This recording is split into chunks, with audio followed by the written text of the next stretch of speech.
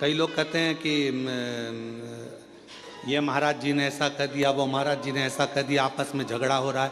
हम कहते हैं झगड़ा नहीं हो रहा है, कुछ परमात्मा ने लीला रची है, और परमात्मा ने लीला रची है तो वो जनमानस के सामने उसको कहीं ना कुछ संतों के माध्यम से लाना चाहते हैं। संत कभी झगड़ा नहीं करते, संत कभी एक दूसरे के ऊपर आक्षेप भी नहीं करते। लोग कहते हैं उन्होंने ऐसा बोल दिया, उन्होंने वैसा बोल दिया, उन्होंने ये भाषा का प्रयोग करा, उन्होंने वो भाषा, ना ना ना, उनके बीच में कोई एक परमात्मा की एक शक्ति, मेरे शिव का एक स्वरूप, मेरे राम, मेरे कृष्ण, मेरे शंकर, मेरे भगवान विराजमान है, जो ये निर्णय करना चाहते हैं कि इनके बीच का साझा कैसे।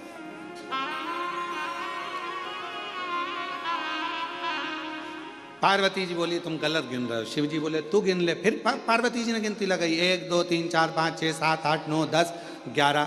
शंकर भगवान से पार्वती जी बोली ये तो 11 है। शिव जी बोले देख मैं वापस गिनता हूँ, 1 2 3 4 5 6 7 8 9 10 11 12। फिर पार्वती जी बोली तुमने फिर अपने आप को गिन लिया। शंकर भगवान बोले कश्यप ऋषि से पूछ ले कि कश्यप बाबा तुम ये 11 शिवलिंग बनाते हो कि 12 शिवलिंग बनाते हो।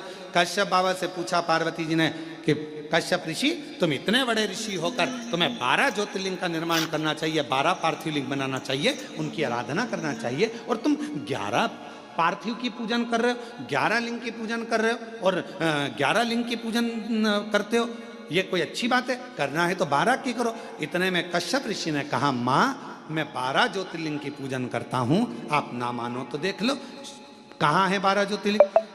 कश्यप जी ने कहा 1 2 3 4 5 6 7 8 9 10 11 और कश्यप जी बोले 12। कश्यप जी ने खुद अपने हृदय पर हाथ रख लिया और कहा 12। कश्यप जी कहते हैं माँ ये 11 ज्योतिर्लिंग तो नजर आते हैं, पर 12वां जो ज्योतिर्लिंग है घृष्णेश्वर महादेव, वो हर व्यक्ति के दिल में नजर आता है,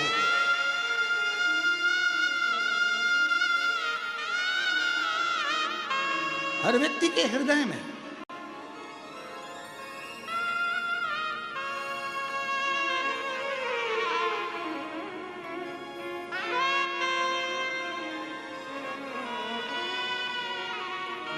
बारहवां ज्योतिर्लिंग एक ऐसा ज्योतिर्लिंग है घृष्णेश्वर महादेव। 12वां ज्योतिर्लिंग एक ऐसा ज्योतिर्लिंग है घृष्णेश्वर महादेव जो हमारे हृदय में निवास करता है। कितना सुंदर कहा है स्कंद पुराण में घृष्णेश्वर बाबा के लिए, बेरुल के लिए वर्णन किया गया।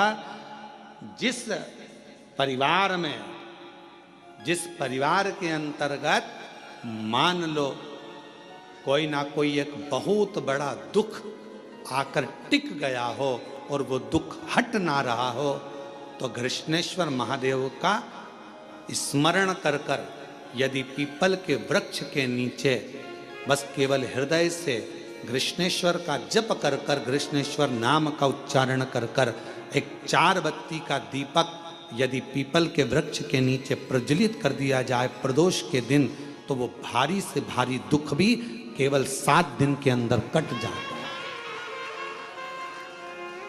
12 ज्योतिर्लिंग में से एक ज्योतिर्लिंग है घृष्णेश्वर महादेव जो हमारे हृदय में निवास करते। मन की ज्योति है, हृदय की ज्योति है। और हम आप सबके पावन चरणों को नमन करते हैं। बेरुल वालों, आप घृष्णेश्वर बाबा के नजदीक में रहते हो, आप जैसा किस्मत वाला दुनिया में कोई नहीं होगा जिनके पड़ोसी घृष्णेश्वर महादेव।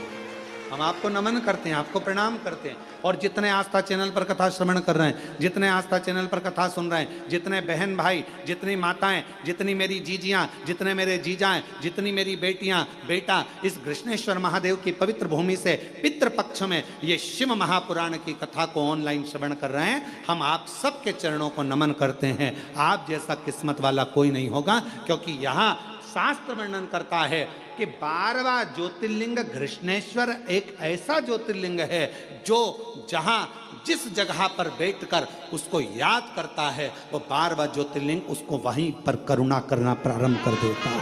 वो 12वां ज्योतिर्लिंग।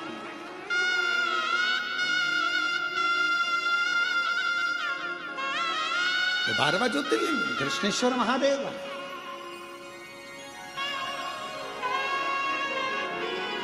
और तेरी कृपा बिना न हिले एक भी अणु, लेते हैं श्वास तेरी कृपा से।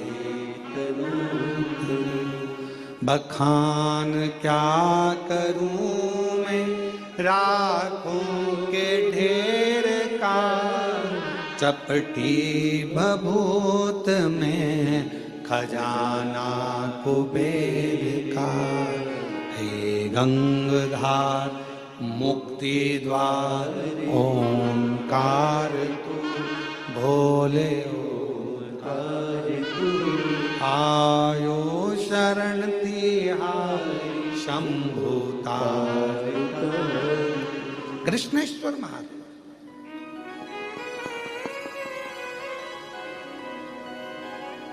शिव जी का दर्शन हो गया। विवाद किसका छिड़ा था? पार्वती और शंकर भगवान का। और दर्शन किसको हो गया? कश्यप ऋषि। आपको पहले कथा में कहा है, जब कथा हैदराबाद में चल रही थी तो उसमें कहा था कि थोड़ी बहुत पूजन की थाली में कमी रह जाए ना तो प्रसन्न होना। तुम यहां पूजन कर रहे हो और तुम माचिस ढूंढ रहे हो, तुम कपूर ढूंढ रहे हो, तुम कुंकू रोली ढूंढ रहे हो, तुम चंदन ढूंढ रहे हो, तुम्हें लग रहा है कि तुम ढूंढ रहे हो, पर तुमने याद करा अरे राम मेरी पूजा की थाली में कपूर तो घर पे रह गया। अब तुमने कह दिया कपूर घर पे रह गया और तुम यहां ढूंढ रहे हो, तो तुम नहीं ढूंढ रहे हो, अब तुमने मन से वो कपूर को प्रकट कर दिया। शिवजी तुम्हारे घर जाकर वो कपूर वहां से ले लेंगे। तुमने स्थान बता दिया कि वहां रखा है। झगड़ा यहां हुआ है शिव और पार्वती का। और दर्शन किसको हो गया? जम के बोलो जरा। कश्यप ऋषि। झगड़ा इन दोनों का हो रहा है, दर्शन कश्यप ऋषि कर रहा है, दर्शन कश्यप बाबा को हो रहा है। ये इनकी आनंदता, ये इनका प्रेम है, ये इनकी वात्सल्यता।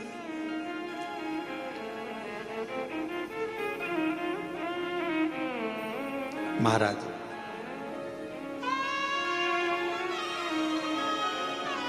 कृष्णेश्वर बाबा का एक सुंदर भाव व्यक्त किया है महाराज स्कंद पुराण के अंतर्गत। भाव से अपन उसको पढ़ें, स्मरण करें। शिव महापुराण में कृष्णेश्वर बाबा की जो कथा का वर्णन किया उसका भी स्मरण करें। किसी भी स्थान पर कभी भी कहीं पर भी यदि शरीर में हाथ में कंपन हो रहा है, पांव चलते नहीं बन रहा है, शरीर हाफ ज्यादा भरा रही है, खूब ज्यादा शरीर चल नहीं पाता, थोड़ी थोड़ी देर में हापड़ी भरा जाती है, हाँप भरा जाती है, या पीछे से रीढ़ की हड्डी दुखना प्रारंभ हो जाती है, तो उसके लिए सरसों के फूल 108। काय के फूल? सरसों के। सरसों जानते हो सब लोग? सरसों के फूल 108 भगवान शंकर के मंदिर में कृष्णेश्वर महादेव का नाम लेकर 108 सरसों के फूल एक एक कर कर कृष्णेश्वर बाबा को समर्पित कर दो। उसी फूल को उठाकर नंदी जो मंदिर में है उसका पीठ का ऊपर का एक भाग होगा, नंदी के पीठ पर अग्र भाग ऊपर का होता है, उस भाग को वो 108 सरसों के फूल छुआ दो और उसको लेकर घर पर जाओ, उसको सूखने डाल दो। सूखने के बाद वो सरसों के फूल का थोड़ा थोड़ा सा भाग सुबह के समय पर खाली पेट जरा सा भाग रोज खाना प्रारंभ करो। 21 दिन तक 20 दिन तक अगर आपने रोज खाया, आपके हाथ का कंपन और जो चलने में आपको हाँप भरा रही है वो, और रीढ़ की जो हड्डी दुख रही है उसमें धीरे धीरे अंतर आना अपने आप प्रारंभ हो जाएगा। कृष्णेश्वर महादेव का स्मरण, कृष्णेश्वर फिर कहेंगे कश्यप बाबा 11 ज्योतिर्लिंग का निर्माण करते हैं, 12वां ज्योतिर्लिंग नहीं बनाते हैं। क्यों? क्योंकि 12वां ज्योतिर्लिंग कश्यप बाबा कहते हैं ये मेरा दिल, ये मेरा हृदय, ये मेरा चित्त, ये मेरा मन, ये मेरे हृदय की जो एक बिंदु है, यही मेरा 12वां ज्योतिर्लिंग है। शिवजी प्रसन्न हो गए।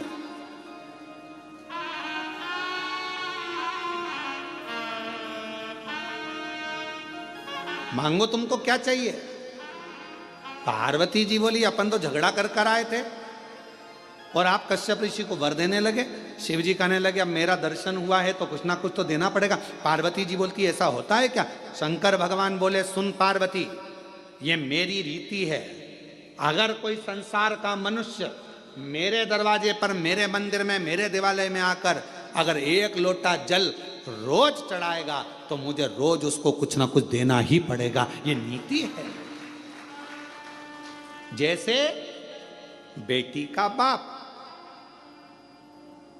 बेटी का बाप क्या है। बेटी का बाप, अगर बेटी रोज अपने पिता के घर जाएगी या बाप अपनी बेटी से मिलने जाएगा तो कुछ ना कुछ तो उसको देना पड़ेगा ही। भले पिताजी का घर पास में, रोज बेटी आती जाती है, भले पास में क्यों ना, माँ बोल देगी बेटा तू पास में आज एक काम करना, मैं तेरे को हलवा बना के भेज दूँ, सीरा बना के भेज दूँगा। कभी कुछ कही बेटा मम्मी मेरे को जरूरत नहीं है, नहीं मैं तो भेजूंगी। माँ है ना, बाप है ना, उसका भाव उत्पन्न हो जाता, मैं तो भेजूंगी। अब कोई कहे तुम मम्मी मैं बना लूंगी ना, सब कर लूंगी ना, तू मत भेज, नहीं मैं तो भेजूंगी। और अगर वो सीरा नहीं भेजेगी तो देख लेगी बाजार में अच्छी सब्जी आ रही है, बाजार में खरीद के लिए आएगी और वो सब्जी भेज देगी। भले हरा धना भेज दे, मिर्ची भेज दे, पर कुछ ना कुछ भेजे। रोज अगर बेटी अपने माँ बाप से मिल रही है तो माँ बाप उस बेटी को जरूर देंगे, और माँ बाप अगर बेटी से मिल रहे हैं तो जरूर देंगे। उसी तरह मेरा शंकर सबका बाप है, पिता है। जब हम रोज जाते हैं तो वो रोज कुछ ना कुछ हमको देता जरूर। आप शिव जी को क्या मानती हो। अपना पिता, अपना बाबुल, अपना बाप, पिता। और कुबेरेश्वर धाम क्या है आपका, मायका। कुबेरेश्वर धाम क्या है, मायका। मायका क्यों कहा गया। जो कुबेरेश्वर बाबा की धरा पर आता है, कुबेर भंडारी के दरवाजे पर आता है, कुबेरेश्वर धाम पर आता है और दिल से जो मांगता है मेरा कुबेर भंडारी उसको दे देता है, फिर वो वापस आता है, क्योंकि वो उसका मायका है। पर पूर्ण समर्पण के साथ जाओ। वहां तुम्हारी किसी से पहचान नहीं है।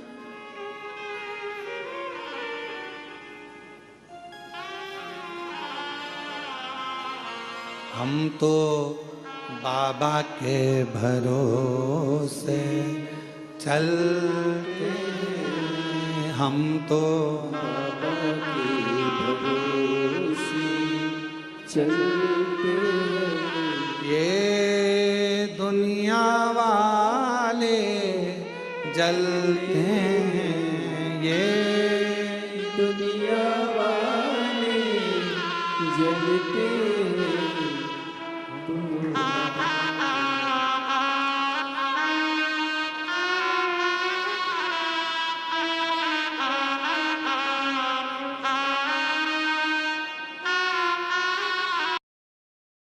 बाबा के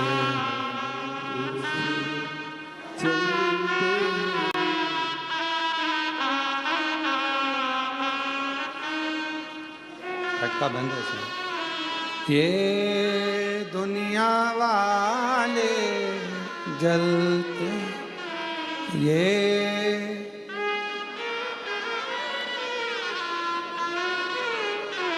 हम तो बाबा के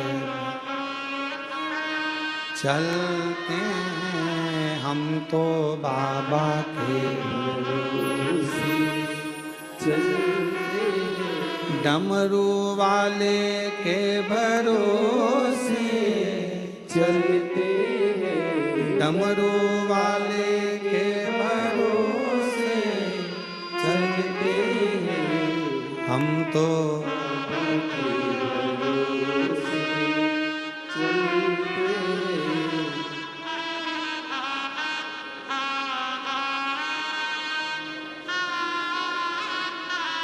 काशी वाले के भरोसे हम उस पर आशिक। कोई रोज मिल रहा है शिव जी से, शिव उसको रोज दे रहा।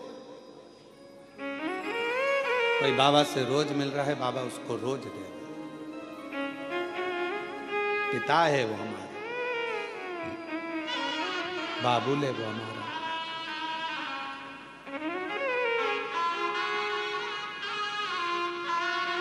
भोले ने हमको चलना सिखाया, बाबा ने हमको चलना सिखाया, सब भक्तों से मिलना सिखाया, सब भक्तों से मिलना सिखाया। और जब ये सब कुछ हो जाता है तो हम सीना तान के चलते हैं, हम तो सीना ताने चलते डमरू वाले के भरोसे चलते। और ये सब कुछ जब भगवान शिव ओगड़दानी त्रिकालदर्शी कैलाशी अविनाशी शंकर जब करुणा कर देते हैं तो हम स्वयं सीना तान कर। कश्यप ऋषि मांगो तुम्हें क्या चाहिए। अब कश्यप बाबा ने जैसे पार्वती जी बोली क्यों दे रहे हो, शिव जी बोले तूने झगड़ा करा फल दूसरे को मिला। यही होता है, झगड़ा अपने घर में होता और मजे पड़ोसी लेते। बोलो सही है कि गलत है? झगड़ा तुम्हारा, लड़ कौन रहा है? पति पत्नी। मजा कौन ले रहे हैं? परिवार के लोग, पड़ोस के लोग, रिश्तेदार। अरे वो उनकी बहू और उनकी सास की खूब लड़ाई चल रही है। अच्छा है, अच्छा है, लड़ने दो, अच्छा लड़ने। अरे वो बाप बेटा लड़ रहे हैं, अच्छा है लड़ने दो, अच्छा है लड़ने, दूसरे मजे ले रहे हैं। अब लड़ाई किसकी हुई? शंकर पार्वती जी का विवाद चला और मजे किसके हो गए? कश्यप ऋषि जी के। और कश्यप ऋषि के मजे क्या हुए? कश्यप बाबा से भगवान शिव कहना मांग ले। अब कश्यप ऋषि ने मन में सोचा कभी दर्शन नहीं होते, आज हो ही गए तो डट के मांग ही लो। हे प्रभु कृपा करिए, मेरे घर में आप पुत्र बनकर जन्म ले लो। पार्वती जी बोली बताओ, इससे तो अपनी कोई रिश्तेदारी भी नहीं थी, अब तुम इनके घर में जन्म ले लोगे तो मेरा ससुरा हो जाएगा। शिव जी बोले मैंने पहले कहा था झगड़ा मत कर, करेगी तो फायदा दूसरे को होगा, लाभ दूसरे को।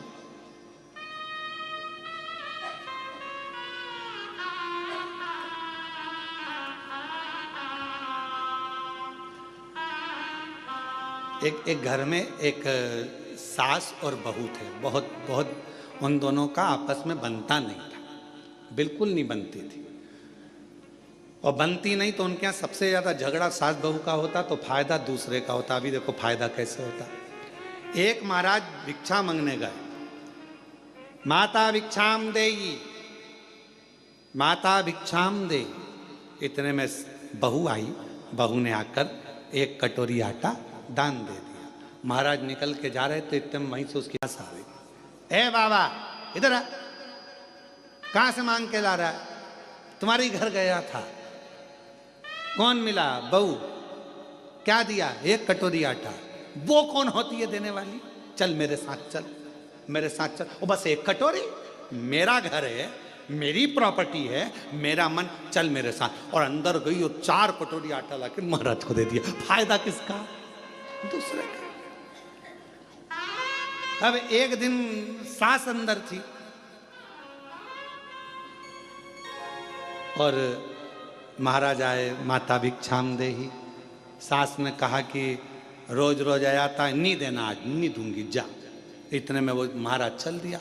सामने से बहू पानी लेकर आ रही थी, हंडा मटके। तो उसने पूछा महाराज जी कहाँ से आ रहे हो? तुम्हारे ही घर से आ रहे हैं।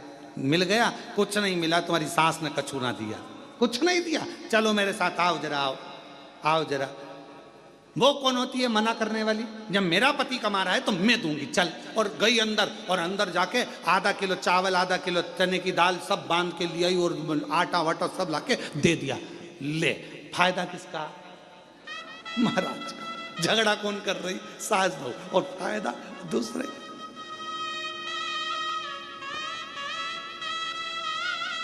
हमारा निवेदन एक बहुत आप लोगों से है, आपस में पास में अगर व्यापार चल रहा है पास पास में दुकान चल रही है, भाई भाई की दुकान चल रही है, परिवार वाले की दुकान चल रही है, निवेदन है झगड़ा मत करना व्यापार में, झगड़ा मत करना परिवार में। क्यों? तुम्हारे झगड़े के चक्कर में तुम्हारे ग्राहक कटकर दूसरी जगह चले जाएंगे और दूसरी जगह पहुंच जाएंगे। ना तेरे हाथ में खीर लगेगी ना इसके हाथ में खीर लगेगी। कम से कम आज इसके यहाँ से ले रहा है तो कल तेरे दरवाजे पर जरूर आएगा, ये विश्वास रखना। एक दूसरे में विवाद स्पर्धा नहीं करना है, विवाद नहीं करना।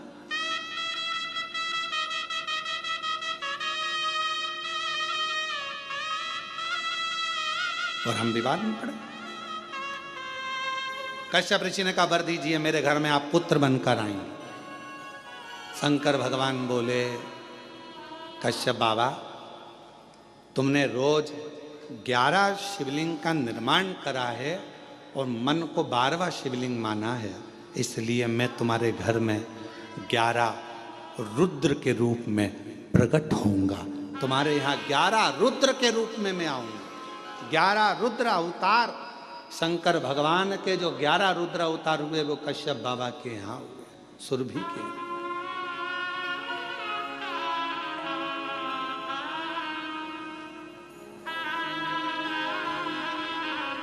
मैं तुम्हारे यहाँ प्रकट हूं।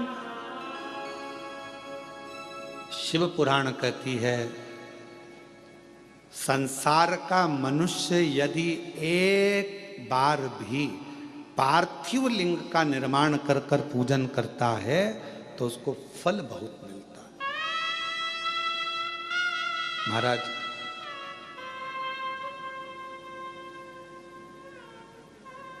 फल जरूर मिलता है।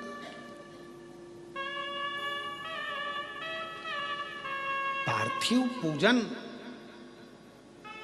कुछ ना करिए, केवल एक घर के बगीचे में घर के गमले में अगर मिट्टी है तो उसको ऊंचा कर कर शिवलिंग वहीं बनाकर वहीं जल चढ़ाना प्रारंभ कर दो, उसका फल मिलेगा, उसका लाभ जरूर। पर निवेदन है केवल दिखावे से, मन की शुद्धता में, मन के भाव।